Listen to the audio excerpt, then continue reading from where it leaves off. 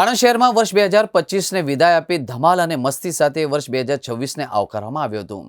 નવા વર્ષની ઉજવણી દરમિયાન કાયદો અને વ્યવસ્થા જળવાઈ રહે એ માટે શહેરના તમામ માર્ગો પર પોલીસે વાહન ચેકિંગ કરી તેમજ બ્રેથ એનાલાઇઝર મશીનથી ચેકિંગ કરવામાં આવ્યું હતું।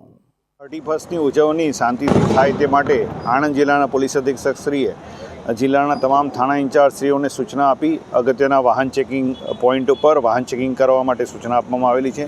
આ વાહન ચેકિંગ દરમિયાન બ્રેથ એનાલાઇઝરનો ઉપયોગ કરી દારૂ પીને વાહન ચાલકોના વિરુદ્ધમાં કાયદેસરની કાર્યવાહી હાથ ધરવામાં આવેલ છે।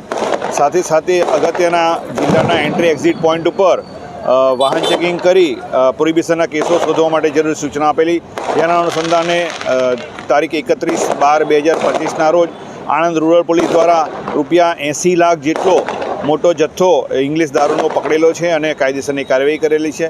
સાથે સાથે જે જગ્યાએ પાર્ટીનું આયોજન થતું હોય તે પાર્ટીના આયોજકોને બોલાવી તેઓને આ પાર્ટી દરમિયાન શું કરવું શું ન કરવું તે બાબતે સમજ કરવામાં આવેલી છે।